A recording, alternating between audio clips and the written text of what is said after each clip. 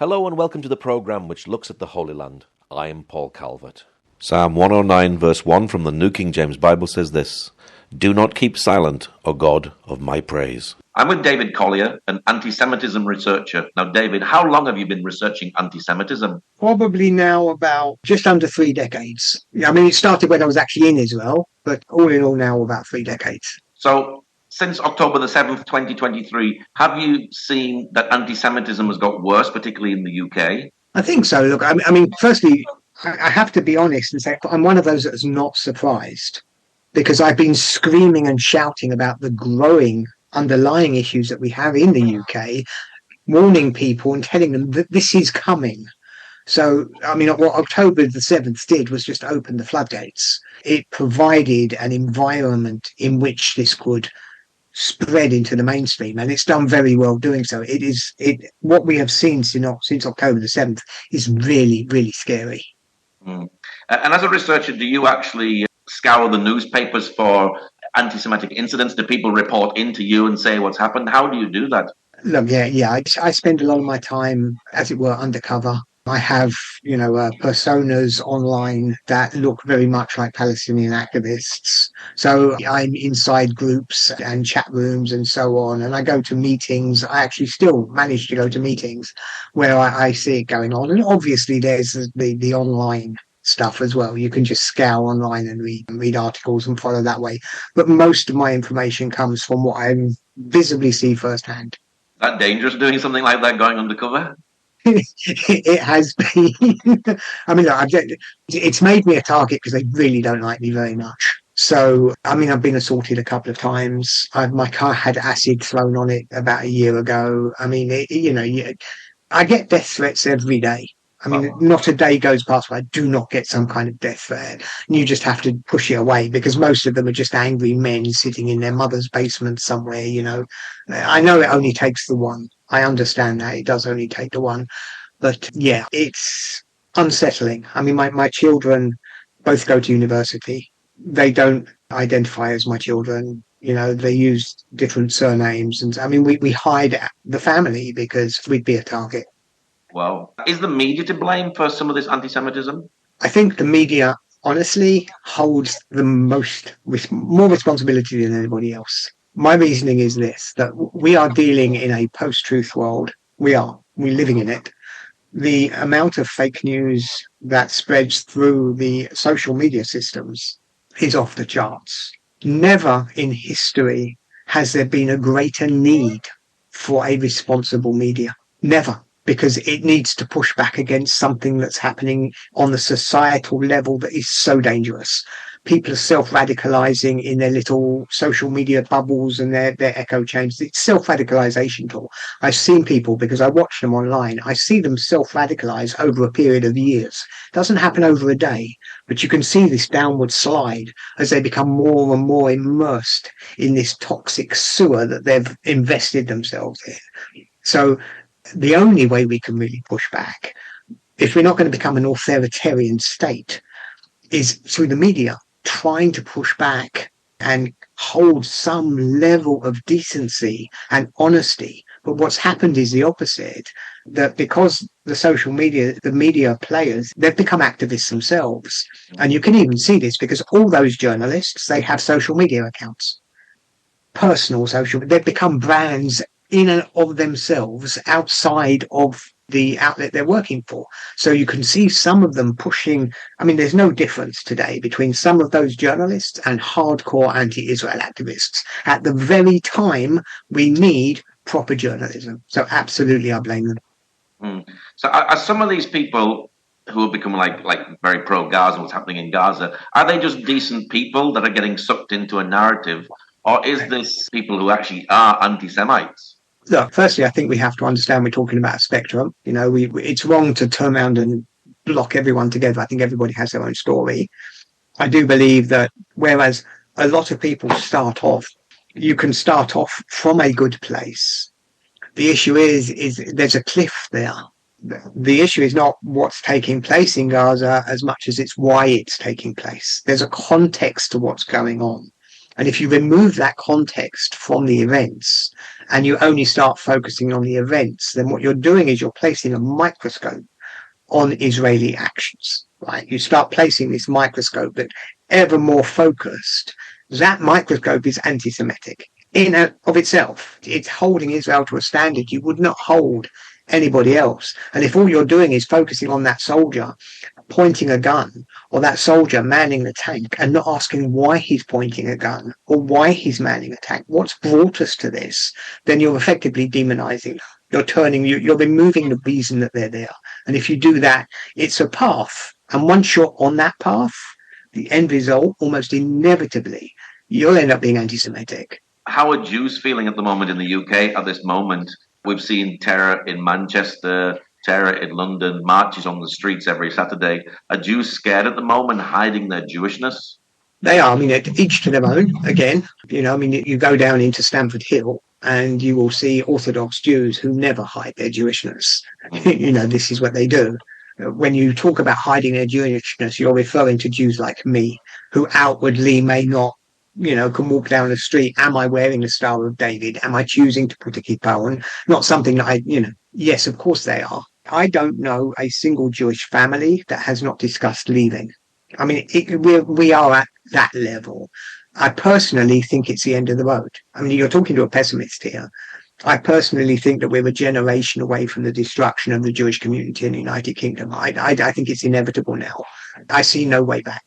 That's me. I look at, because we're not talking about what someone thinks. We're not talking about a news item. We're talking about societal change at the very core level, demographic and otherwise, that is changing the face of the United Kingdom. And whilst the UK gave my family a place and refuge for 120, 130 years, and I have to be thankful for that, I look around me and I think we are on a path now. And as Jews, it's embedded in our history. We know, we recognize, we see this happens. We see that the UK has charted a course for itself that will create a clash, and we will go. So do you predict a mass exodus from the UK very, very soon? Very soon is probably the wrong way of looking at it. What I reject thoroughly is this is the 1930s, right? I reject that. This is not Nazism we're facing. And it's a slow suffocation. It's like a slow boil. The Haredim, the ultra-Orthodox community, will likely remain anyway, because they do. And they can exist in almost any circumstance. For as long as they're allowed to practice, they will continue to practice. But the vast majority of Jews will, I think, leave. I'd say a generation. Well, is part of this to do with mass migration? We're seeing a lot of mass migration coming into places like Europe and the UK. So is that partly to blame as well for the rise in anti-Semitism? Mostly to blame, not partly. Don't get it. This is not a left wing, right wing. That's not what this is about. This is about a core change in the demographic of the United Kingdom and the rise of Islamist power within our communities, like within our cities. This is the core root of the problem. If you took that away, the situation would look very different. This is about a part of the UK trying to accommodate and live with an Islamist ideology that it should not try to live with and should not try to accommodate. They're trying to be buddies, trying to be pals. And the only way you can do so, I mean, basically they're selling out the Jews. It's a betrayal of parts of the UK community as a means of rationalizing to themselves, trying to convince themselves it's going to be okay and they don't have to worry. But yeah, this is down to changing demographic, primarily. And the reality is the government have actually raised the threat level, which means, in reality, it's going to happen again and again and again, isn't it? This is where I'm the pessimist. Sadly, I think we're entering a spiral because there are a lot of British people who feel disenfranchised, who do feel the threat, who do see the changing demographic, but feel that for the last 2 decades they've been silenced, that they haven't been allowed to complain. If they do complain, they're either racist or Islamophobic. And if you do that, if you try to suppress part of your population in that way, and it's a lot of people, you will push them to the extremes. That they will look for other solutions and other means. So on the one hand, you're going to have a continual rise in Islamic violence, Islamist violence, but you will see the rise of the right. as a response to that. And it will be a spiral feeding off of each other, which is why I'm the pessimist here. I think we're in a downward spiral into trouble. Why do you think there is so much hatred for the Jewish people? I mean, look, I'll answer that question. Look, I think there are a lot of reasons for it. I don't want to say it's because of A or because of B or because of C.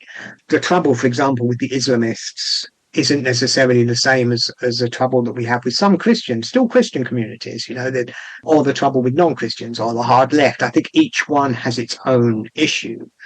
We like small social groups, and we have an aversion to the other. We have a natural aversion to things that are different. It's the cause, obviously, of racism and lots of wars and things that have gone on through time. And the Jews are people, certainly for the last 2,000 years, who have lived in the midst of the host community. So we have been this other within. So I think it's an easy target. I think as well, because Jews tend to do well in their communities, it's a different type of racism. Whereas most racism's punched down, anti-Semitism punches up. The racism against the blacks, basically, black people turns them into like subhuman almost on the downward of that level. It's a really nasty, vicious racism, whereas when you're talking about Jews, it's about money, it's about power, it's about control, it's all of these things. So they're dehumanized but upwards, like some deep, devilish, demonic thing, and far more scary, which is the big issue. Whereas, if you're punching down with racism, it's very easy to belittle them. But if you're punching up, you've got to be scared of them. And if you're scared of them, you need to act against it.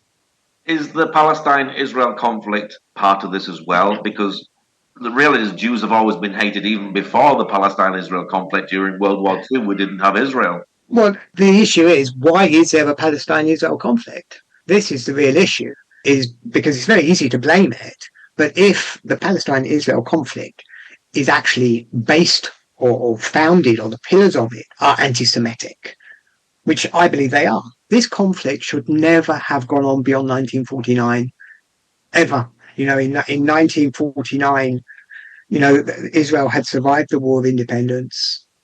Jordan had taken Judea and Samaria.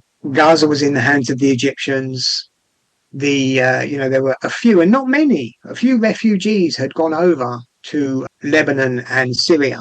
But this was a time when millions and millions, and in fact tens of millions of refugees were being made around the world in conflicts that have long been forgotten or sorted. This stopped and it stagnated. This was the one that they stopped. No refugees. They have to go back. It was a conscious decision not to end the conflict. And you have to turn around and ask why.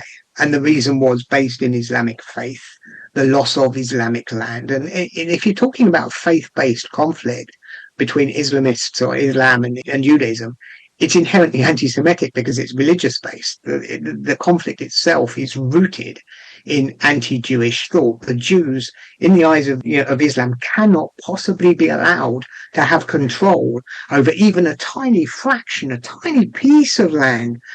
The Jews cannot do that. They will not give not even that much to the Jews. So yes, absolutely.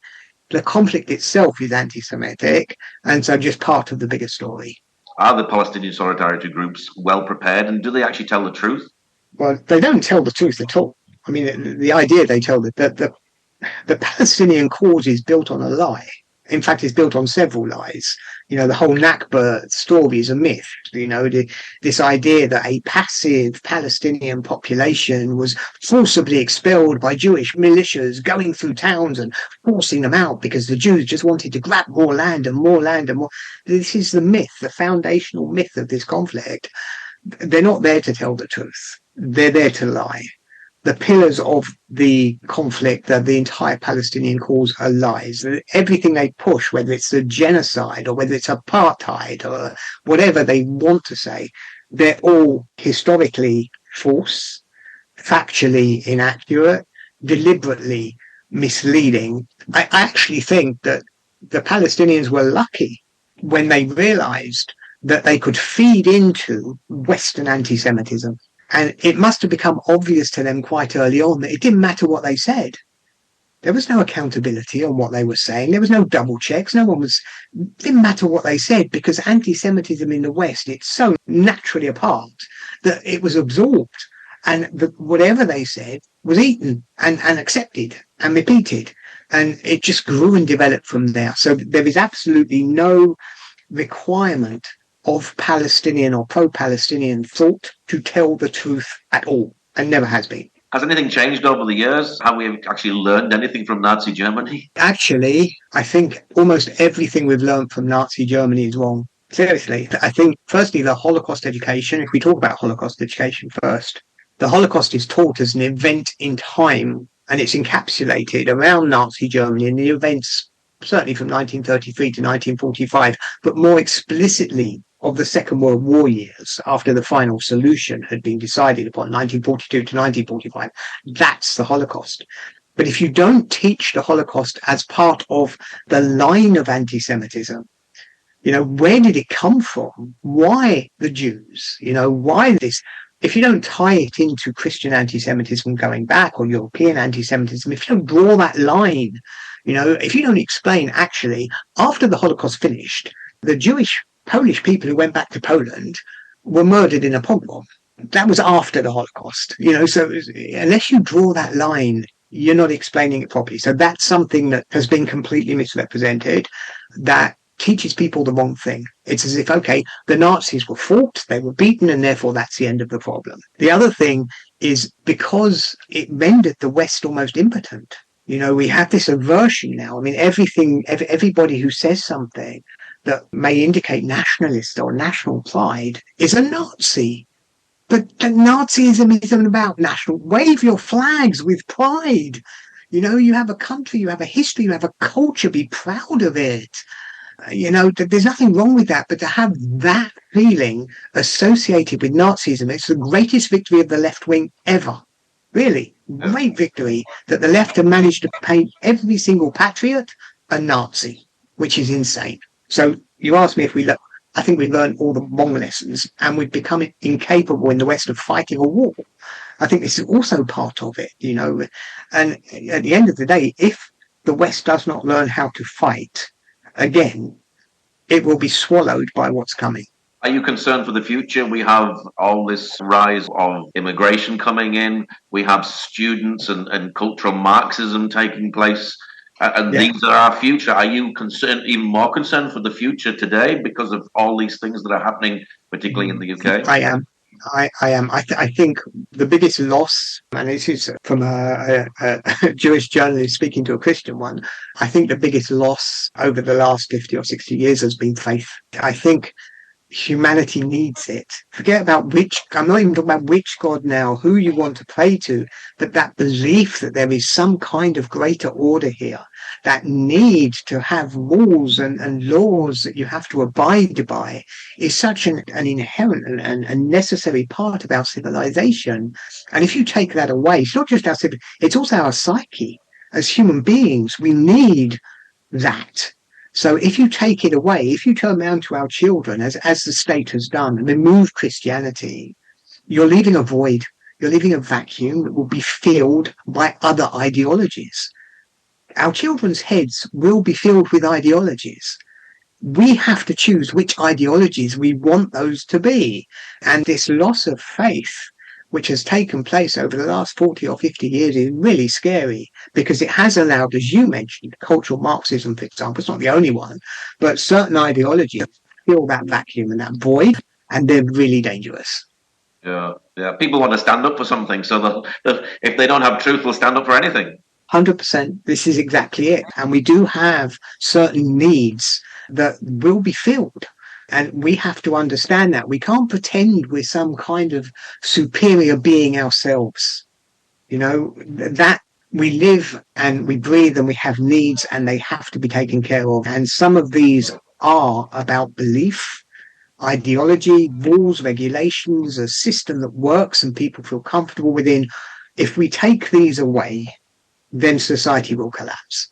Or even worse than that, it will be eaten by something coming in that does not, that is proud of itself. I mean, Islam is proud of itself, It's got no problem waving its flag. It's firm in its belief. It won't negotiate. All of these things with the Islamists, certainly, that, you put this Western weak mindset up against Islamism will win. Well, yeah, very true. What is your prayer, your hope for Jews in the UK at the moment? Look, as someone who does believe, I'm not saying that the future of the UK is done. That's not what I want to say, because I believe that there will be civil conflict. I think, I think there will be a civilizational struggle here. Sadly, the Jews get caught right at the early stages of this kind of disruption. So my hope for the Jews is that the transition is as bloodless as possible between here and wherever it is they're going to end up, because I am absolutely certain the future here is done. What's your website for people who'd like to know more about the work that you do? It's just my name. It's david-collier.com. Well, David, thank you very much for sharing today. No problem at all. Thank you for inviting me. It's lovely chatting to you. Thank you for joining us today. Pray that God will move by his mighty power in the Holy Land and bring his peace.